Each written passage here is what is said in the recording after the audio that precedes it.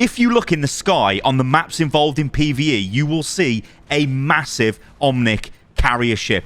It's on King's Row, it's on New Queen Street, and it's on the Rio map. All right, guys, welcome to the channel. So there has been a patch to Overwatch 2. It is the mid-season balance patch, and it is a very questionable patch. There are changes here that make no sense. There are changes that have just been made, I think, for the sake of making changes. And, well, let's go over this because they are very strange. So the first one we've got is Soldier 76. Now, check this out. Pulse rifle damage goes up from 18 to 19 per shot. Helix rocket explosion damage goes up by 10, so from 80 to 90. And healing per second is increased from 35 to 40. Now, I really like this because you can stay in the fight much longer. Watch this. Like, I know I'm not particularly being pressured heavy here, but I know I've got that extra safety blanket of the added healing output of the biotic field, so I can stay in fights longer. Now, of course, the main thing here is the straight-up damage increase on the pulse rifle. Now, what Blizzard are saying is, yeah, you know what? We're actually not going to bring it back to the levels it was before, where it was at 20, and it was absolutely oppressive. But again, I don't really know why they've buffed Soldier.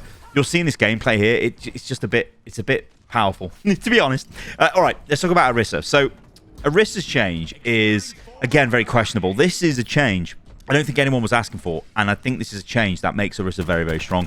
So they've given her an extra 10% damage reduction on Fortify. I don't know why. Like, this is just going to make her very hard to kill. And as soon as people coin onto this, you're going to see a lot of Orisa in your games. She's very, very powerful now. It's a mental change, a crazy change. Right, let's move on. So Ramattra gets a little change here. So this basically is he can throw his Ravenous Vortex through players. It'll still bounce off barriers, but you can throw it through players. I think this is quite a nice change.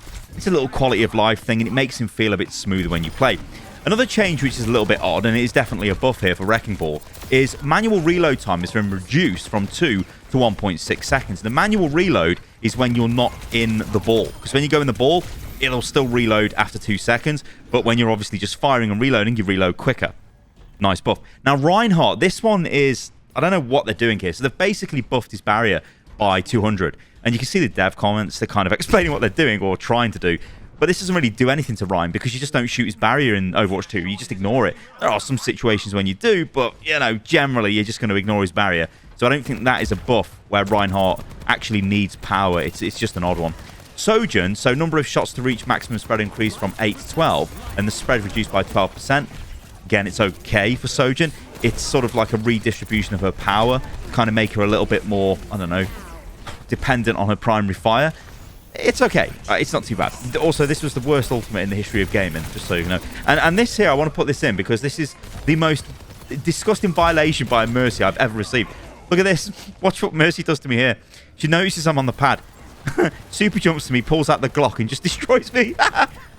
Right then, let's talk about the stupid changes. So this is, well, they're all stupid changes. So Symmetra, I really like this. So it's not really that stupid, but it's just, I don't know why it's here. Like, I don't know why Symmetra's been targeted, but whatever, we'll take it. So basically, the photon projector, the secondary fire maximum impact damage has been increased from 45 to 50. Nice. Secondary fire maximum explosion damage increased from 45 to 50. Nice.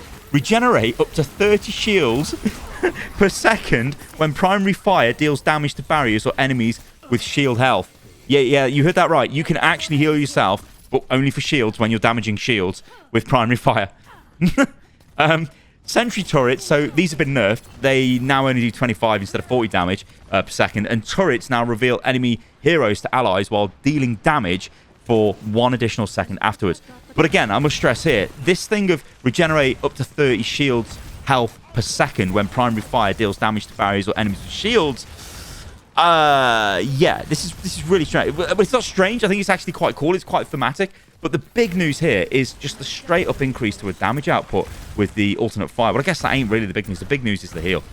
What they're trying to do to Symmetra is kind of make her like well, she can stay in the fight. She's got a bit of self-sufficiency here instead of having power in her turrets. They've basically taken it from the turrets, put it into Symmetra, given her a new effect, made her a bit more... They have sort of made her a bit more tanky, I guess, but it's not really tanky. But they've made her a bit more reactive. She can deal with situations a little bit better than before. You've got a decision to make in a fight. Do you just straight up go for the damage, or do you swap trying to maybe damage Reinhardt with his new super barrier? Or just try and take out a target that you know has got shields to give yourself a bit of extra health regen. And I think that's actually kind of massive. Okay, let's talk about Zen. By the way, this was really fun. Look at the kill feed. Doomfist was going to ult me there, but then my Lifeweaver went up on Petal Platform and got his head smashed in instead of me. So, thank you, Lifeweaver. Okay, the Zen changes make no sense at all. So, let me try and explain what the issue with Zen is. Zen's Discord is disgustingly oppressive. It annihilates tanks. You put this on a tank, you sit back, and then you laugh as the tank is melted by your entire team. Now, this nerf does nothing to stop that. You can still slap it on a tank, and then the tank dies. You'll see throughout this clip, slap it on a tank, and the tank dies. So the devs are saying here, the combination of these changes will make it riskier for Zenyatta to apply Discord and increase counterplay for the affected target. Now, remember what the devs have just said there, and throughout this gameplay, explain to me here where it feels riskier to apply.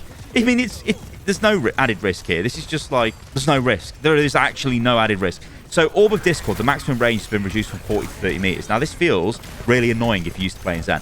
Now, I've played a lot of Zen in the past, and I still do play a lot of Zen. You can feel it. Like, you want to apply the Discord Orb, and you can't. It's like, oh, yeah, I've got 10 less range now. It's kind of annoying. The time to wear off the target when not in line of sight is reduced from 2 to 1.5 seconds. I think that's fine. But like I said, this doesn't solve the issue of Zen. And these are things that make me really confused with the balance of the game. And who is like, what is the balance direction of Overwatch? Now, you can either try and balance it to make the game balanced, right? Or you can just make changes for the sake of it. And it looks to me like they make some changes for the sake of it, which I don't mind. You know, like the sim change. It's like, okay, whatever, it's cool. But then the Zen change is like them attempting to be serious and go, you know what? Let's try and balance an ability that is very overpowered. And then they do things like this, which doesn't really achieve anything. And you've got to ask yourself, what are these guys doing? Like, just commit to one way or the other. Do you want a serious game or a stupid game? I'm going to be honest, guys. Overwatch is just more fun when it's just stupid. Let's be real. Like, when it's this ultra, or they're trying to be this ultra balanced game, yeah, it can be a bit sterile. So, I mean, I don't know. Like, but what I find really confusing is when they try and do both approaches in the same patch. It really doesn't make any sense to me. Because this, like I said, does not fix the issue of Zen. I mean, this actually is quite a nice kill at range on Lucio. I mean, I totally aimed it in there. Well, I was aiming at him, but yeah, I guess I'm spamming. But you can see here, look, you just Discord the tank, sit back. The Doomfist got to come back into the fight. Okay, the Sojourn's just popped their ulti. I'm a bit worried. I've been sectioned off the cart there by the Hanzo ultimate. I know my Mercy gets a bit low here, so I'm going to heal her up. My tank's still okay on the front line. Yeah, we've got a kill. It's fine. There's their tank running off again. He's low. Nice. Whatever. I'm not going to commentate over the play, but you get the idea, guys. Basically, what they've done to Zen doesn't make any difference to Zen. So they may as well have not have done this to Zen. Completely missed the mark. So the next one I move on to, or change I want to move on to now, is the Torb change. So this is another weird one. I don't... I want to say this is... I want to say this is a nerf to Torb, because Torb's turret is actually quite good, or it was quite good. But now, it only does 11 damage instead of 14, and the cooldown is increased from 10 to 12 seconds. However, Overload now reloads 6 ammo on use, but Rivet Gun's secondary fire spread has been reduced from 5 to 4.5. Now, the devs' comments here are what I kind of want to focus on, because they're sort of interesting. So they say, Torb's turret has had a bit too much impact for little investment, so we are shifting some of its power to the rest of his kit to reward more accurate gunplay. Overload now partially reloads ammo, which guarantees that there is no downtime between activating the ability and shooting projectiles. But you see what they just said? They want to reward accuracy on Torb, who literally just spams. It's like, wait, what? There isn't really any accuracy with Torb. Well, I guess there is. But you get what I'm saying, guys. You just spam in the direction of wherever the fight is and hoping for kills. So this one is a bit odd. I think it's a nerf to Torb. All right, let's move on to the last change. So this is Kiriko. This is just like whatever. It's like a meh change.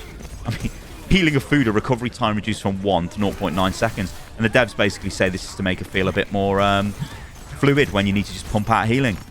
Well, there you go, guys. That's the mid-season patch for Overwatch 2 Season 5.